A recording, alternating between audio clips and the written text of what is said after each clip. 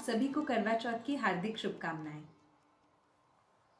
हिंदू जन जागृति समिति द्वारा आयोजित इस विशेष फेसबुक लाइव कार्यक्रम में मैं कृतिका खत्री आप सभी का हार्दिक स्वागत करती हूँ। आज के इस विशेष कार्यक्रम का उद्देश्य है हिंदू धर्म में जो करवा चौथ का महत्व है उस विषय में जानकारी प्राप्त करना, करवा चौथ का धार्मिक और ऐतिहासिक महत्व क्या है और इसी के साथ साथ इस काल में कुछ तथाकथित फेमिनिस्ट अर्थात नारीवादियों द्वारा जो हिंदू धर्म के बारे में अपप्रचार किया जाता है उस विषय में कितनी सत्यता है ये भी हम आज जानकर लेंगे। तो आइए आरंभ करते हैं इस कार्यक्रम का। हम सभी जानते हैं कि करवा चौथ जो है वो महिलाओं द्वारा अपने अखंड सौभाग्य के लिए रखा जाता है। दिन भर निर्जला ये व्रत रखकर 16 श्रृंगार करके भगवान श्री गणेश जी, शंकर जी और माँ गौरी जी के साथ साथ कार्तिकेय जी को भी पुष्प, अक्षत और दीप इत्यादि अर्पित किए जाते हैं। इस दिन की जो कथा है उसका पाठ करके चंद्र को अर्घ्य देकर पति को छलनी से देखने का भी इस समय पर विधान है। ये करके व्रत का पारण किया जाता है। मान्यता है कि करवा चौथ व्रत से व्रती महिलाओं को के जो पति हैं उनको दीर्घायु प्राप्त होती है, अर्थात उनकी लंबी उम्र की कामना के लिए ये व्रत रखा जाता है। साथ ही अखंड सौभाग्य, पुत्र पौत्र के प्राप्ति के लिए भी ये व्रत रखा जाता है। परंपरा के अनुसार सास बहुओं को सरगी भेंट करती हैं और बहू सरगी को प्रसाद के रूप में ग्रहण करके व्रत रखती हैं। ये त्योहार कार्तिक महीने की कृष्ण पक्ष की चतुर्थी को मनाया जाता है। करवा का अर्थ है मिट्टी का बर्तन और चौथ का शाब्दिक अर्थ यदि देखें तो वो है चतुर्थी। हम सभी जैसे जानते ही हैं कि अपने पति की लंबी उम्र के लिए ये व्रत रखा जाता है। उसी प्रकार जो अविवाहित महिलाएं हैं वो भी सुयोग्य वर की कामना के लिए इस व्रत को रखती हैं। अब हम जानकर लेंगे कि इस समय पर करवा जो है उसका अर्थ क्या है। आप सभी को जानकर हैरानी होगी, लेकिन करवा जो है वो 5 तत्वों का प्रतीक है। तो आइए जानते हैं कैसे। करवा यानी मिट्टी का बर्तन जो है वो किस प्रकार बनता है। तो मिट्टी को पानी में पहले भिगो कर रखा जाता है। पानी को गलाकर जो मिट्टी होती है उस भूमि में भूमि तत्व भी आता है यानी पृथ्वी तत्व भी आता है और जल तत्व भी आता है। इसी के साथ साथ उसे बनाकर धूप में रखा जाता है और हवा में सुखाया जाता है। तो जो उस समय पर आकाश तत्व भी मिलता है, वायु तत्व भी मिलता है। तो जो करवा होता है वो 5 तत्वों का प्रतीक जो है वो माना जाता है। हम सभी जानते हैं कि भारतीय संस्कृति में पानी को ही परब्रह्म माना गया है, क्योंकि जल जो है उसी के माध्यम से सभी जीवों की उत्पत्ति हुई है और वही उत्पत्ति का केंद्र भी है। इस तरह मिट्टी का जो करवा रहता है उससे पानी पिलाकर पति पत्नी जो हैं अपने रिश्ते में 5 तत्व भर देते हैं और इसी के साथ साथ परमात्मा जो हैं वो दोनों को साक्षी बनाकर अपने दाम्पत्य जीवन को सुखी बनाने की भी कामना वो करते हैं परमात्मा से। इस विषय में और अधिक हम जानकारी प्राप्त कर लेते हैं। आज हमारे बीच में कुछ विशेष अतिथि भी उपस्थित हैं। सर्वप्रथम हम श्रीमती अंशु हर्ष जी से इस विषय में अधिक जानकारी प्राप्त करते हैं। तत्पूर्व हम उनका परिचय जान लेते हैं। श्रीमती अंशु हर्ष जी जयपुर राजस्थान से हैं। आप लेखिका और प्रकाशक हैं और सिंपली जयपुर इस पत्रिका की संपादिका भी हैं। आप आध्यात्मिक प्रवृत्ति की हैं।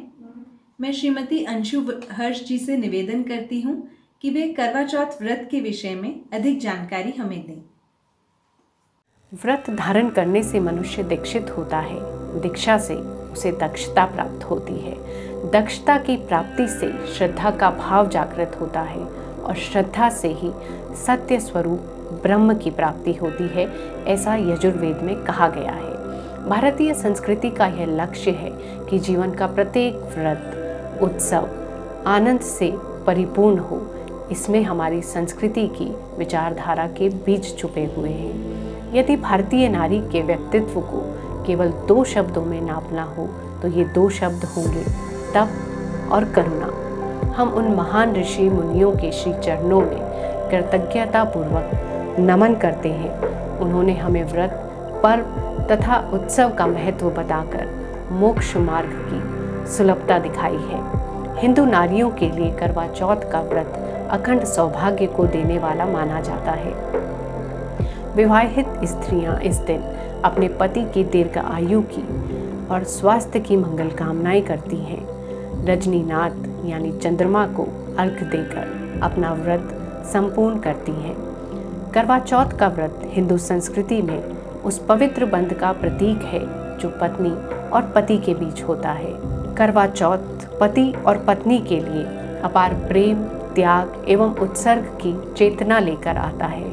इस दिन स्त्रियां पूर्ण सुहागन का रूप धारण करके वस्त्र आभूषणों से सुसज्जित होकर रजनीनाथ चंद्रमा से अपने अखंड सौभाग्य के लिए प्रार्थना करती हैं। इस दिन शिव पार्वती और स्वामी कार्तिकेय का पूजन भी महत्वपूर्ण माना जाता है।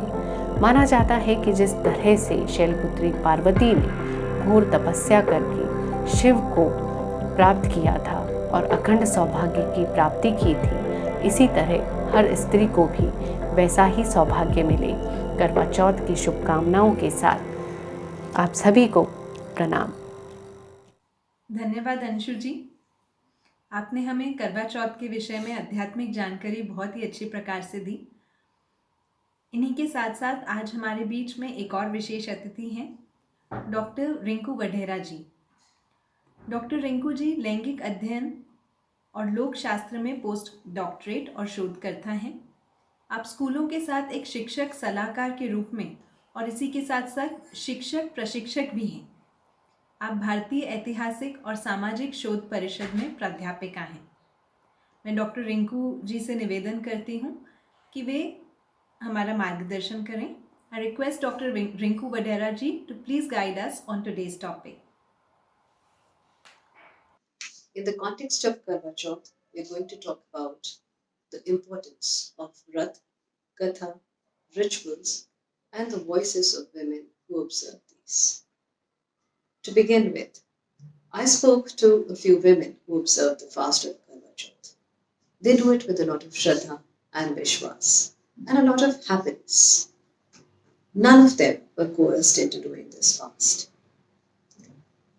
Now, there has to be a reason for the rampant ignorance that exists in the minds of some people who denounce these rituals. Perhaps they do not understand it very well. Well, the stories of origins of the fasts and festivals that the Hindus observe find their origin either in the Itihas or in the Purakyans.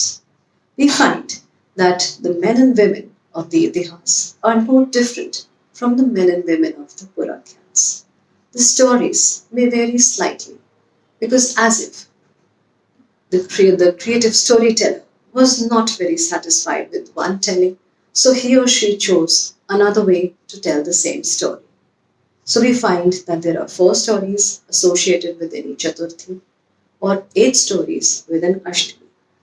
Also, we find that the Vahans of various Devis and Devtas become protagonists in certain folk tales associated with fasts and festivals. And at times, these Vahans take a backseat. The Hindu cosmogony is extremely interesting. If you see the imagery associated with any fast or ritual, you would find small, colorful depictions of it, often sold in the market. According to Dr. P.V. Kani, the word Utsav contains the word Su, which means to encourage or to inspire. So we find that the festivals and festivities, the rituals, bring a lot of happiness in the hearts and minds of all those who observe it. The rangolis and the columns that are drawn almost every day outside many homes in the north as well as the south are meant to feed the ants who may be passing by.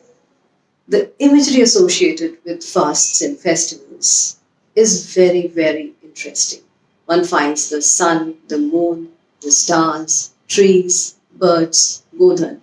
So you see that Hinduism has been very, very closely associated with ecology as well. So the ego-critical I has always been the lens of a common Hindu. We did not need to learn it from textbooks. Let us now explore the stories that are associated with Karwa Chauth.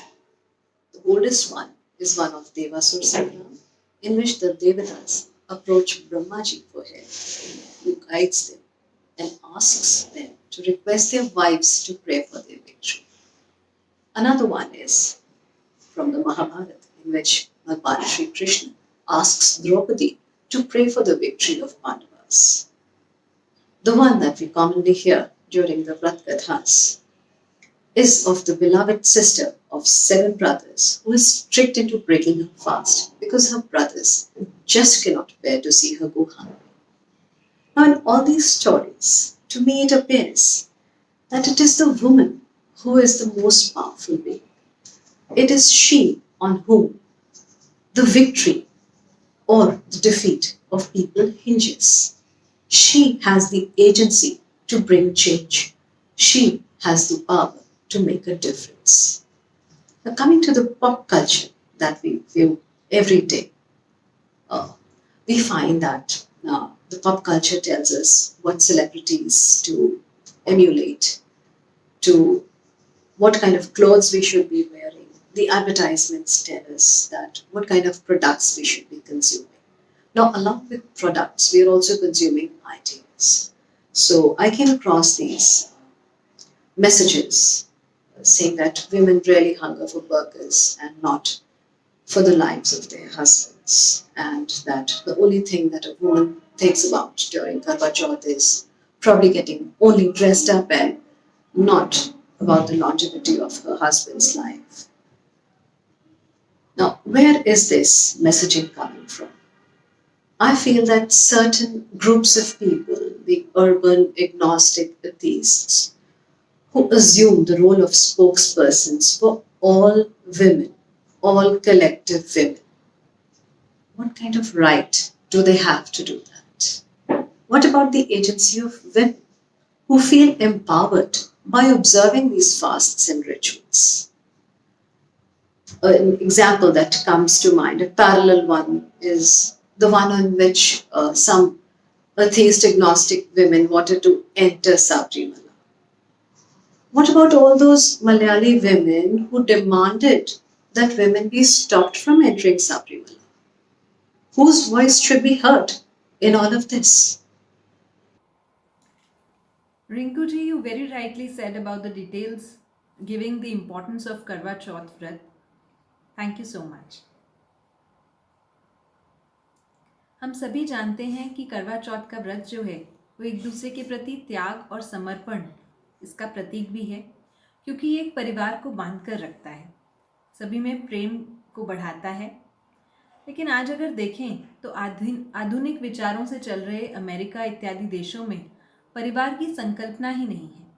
इस कारण हम देखते हैं कि वहाँ पर लोगों में व्यसनाधीनता है, निराशा है, आत्महत्या बढ़ रही हैं, अपराध भी बढ़ रहे हैं।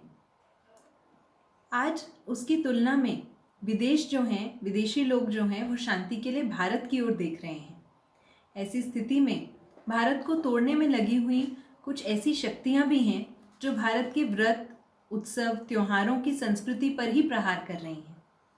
इस षड्यंत्र को समझने वाले और तथाकथित आधुनिक विचारों से प्रेरित अनेक हिंदू भी अपने ही व्रत त्योहारों को, अपने ही उत्सवों के ऊपर प्रश्न खड़े कर देते हैं। वैसे ही करवा चौथ के विषय में भी हमें दिखाई देता है। यहाँ पर हमें ये ध्यान रखना आवश्यक है कि ऐसे व्रत हमें देवता का आशीर्वाद तो देते ही हैं, उनकी सकारात्मकता तो देते ही हैं, ऊर्जा भी प्रदान करते हैं, इसी के साथ साथ मन और मस्तिष्क की पवित्र भावनाओं को भी बढ़ाते हैं। एक दूसरे के प्रति किया हुआ जो त्याग है, एक दूसरे के प्रति जो समर्पण है, वो हमें पुनः कई गुना अधिक प्रेम या आनंद के रूप में मिलता है। कर्तव्य की जगह पर केवल अपने अधिकारों का विचार करने वालों को इसका महत्व कैसे ध्यान में आएगा, ये आज हमें समझने की आवश्यकता है।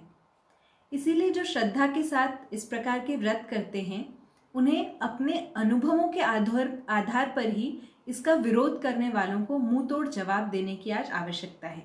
इसी क्रम में आज इस कार्यक्रम का भी आयोजन किया गया है, क्योंकि आज बहुत सी महिलाएं जो हैं, हिंदू महिलाएं, वो ये व्रत भी करती हैं, इससे आनंद का भी अनुभव करती हैं और इससे उनके जीवन में अनेक सकारात्मक बदलाव भी आए हैं।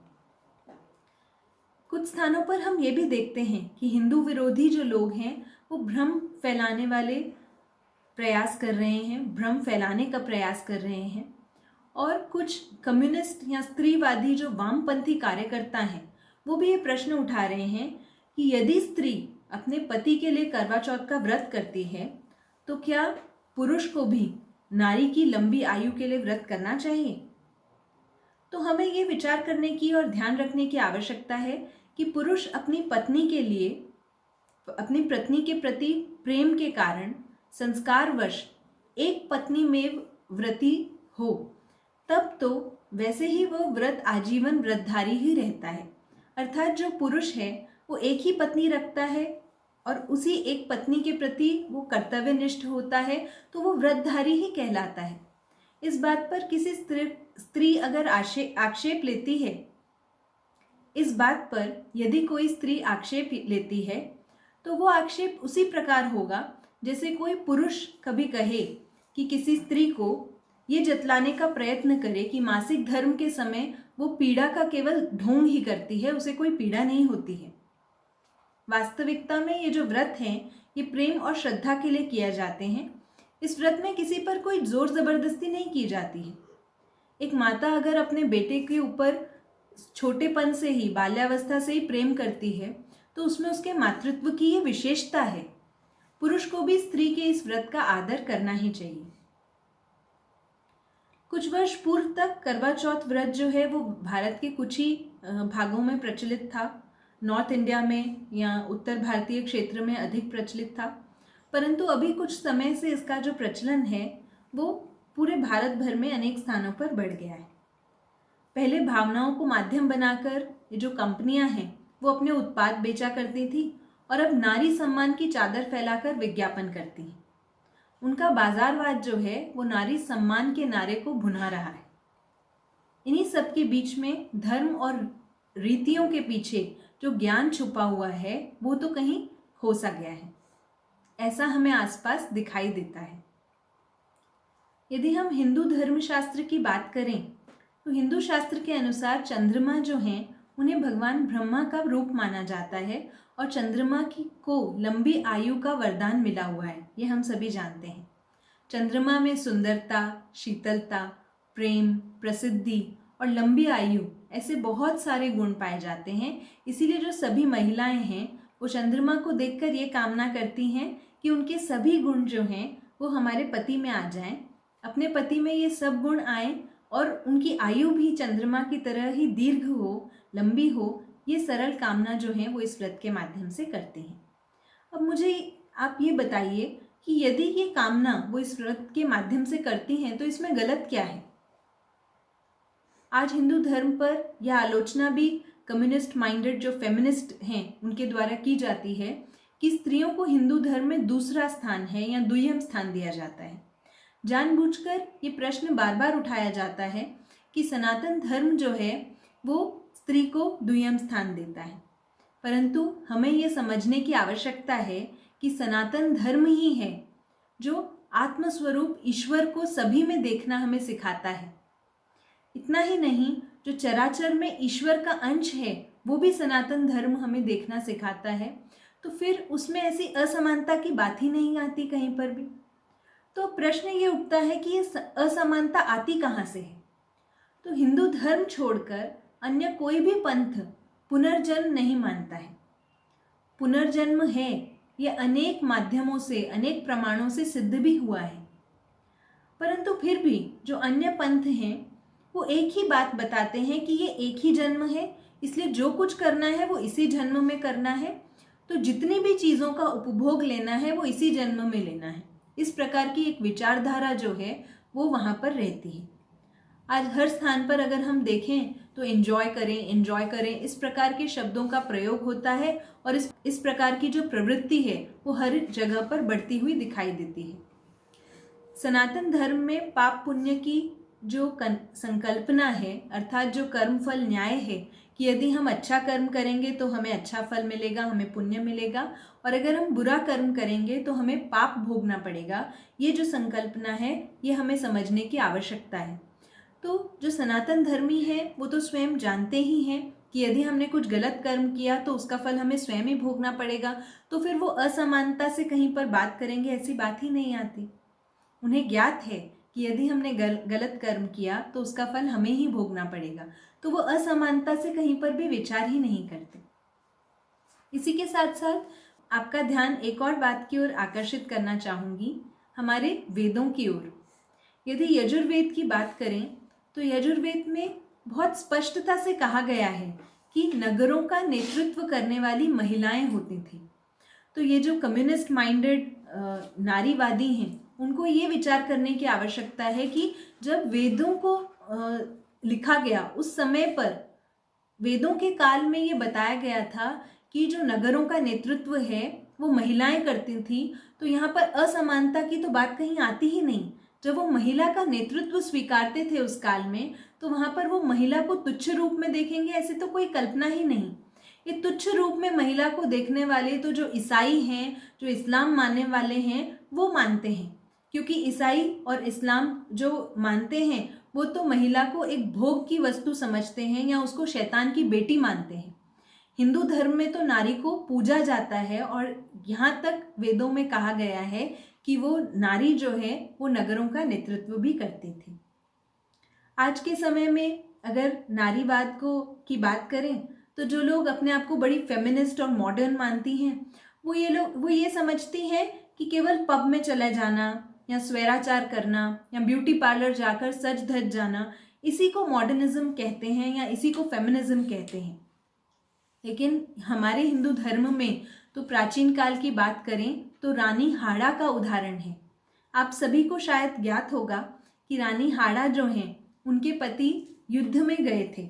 जब उनका नया नया विवाह हुआ था उस समय पर उनके पति युद्ध में गए थे और वहाँ से उनको पत्र लिखते थे कि मुझे तुम्हारी बहुत याद आती है, तुम्हारा बार बार स्मरण होता है। तो उन्होंने एक पत्र लिखा अपने पति को और अपनी दासी को बुलाकर अपनी मुंडी कटवा दी, और वो मुंडी जो है वो उस पत्र के साथ अपने पति को भेज दी। और उस पत्र में क्या लिखा था? उसमें लिखा था कि यदि आपको मेरा स्मरण होता है तो ये लीजिए मेरा सर है, आप गए हैं युद्ध करने के लिए तो आपका कर्तव्य है युद्ध ही करना, आप कृपया मेरा स्मरण ना करें। यदि आपको मेरा स्मरण होता है तो आप ये चेहरा देख लें, ये मेरी मुंडी देख लें। इस प्रकार का त्याग जो है अपने धर्म के लिए, अपने भूमि के लिए, अपनी मातृभूमि के लिए त्याग करने वाली स्त्रियां जो हैं वो हमारे हिंदू धर्म में, हमारी इस प्राचीन भारत भूमि में हुई हैं। तो ये जो तथाकथित नारीवादी और कम्युनिस्ट हैं वो क्या जाने कि त्याग किसे कहते हैं। वो तो केवल हमारा महत्व, हमें श्रेष्ठता मिले, हमें इक्वालिटी मिले, इसी की बात वो लोग करती रहती हैं। तो इन सभी बातों के रूप में मैं आप सबके सामने ये बात रखना चाहूँगी कि हिंदू धर्म में नारी को पूजा जाता है, उन्हें बहुत श्रेष्ठ स्थान दिया गया है। तो चाहे करवा चौथ के माध्यम से या अन्य अनेक त्योहारों के माध्यम से या अलग अलग समय पर जो हिंदू धर्म में महिला को द्वितीय स्थान है, इस प्रकार की बात प्रचलित करने का प्रयास किया जाता है। आज हम सभी का ये दायित्व है, हम सभी की ये जिम्मेदारी है कि ऐसे सभी बातों का हम प्रखरता से खंडन करें और जहाँ पर भी हमें संभव हो अवश्य खंडन करें।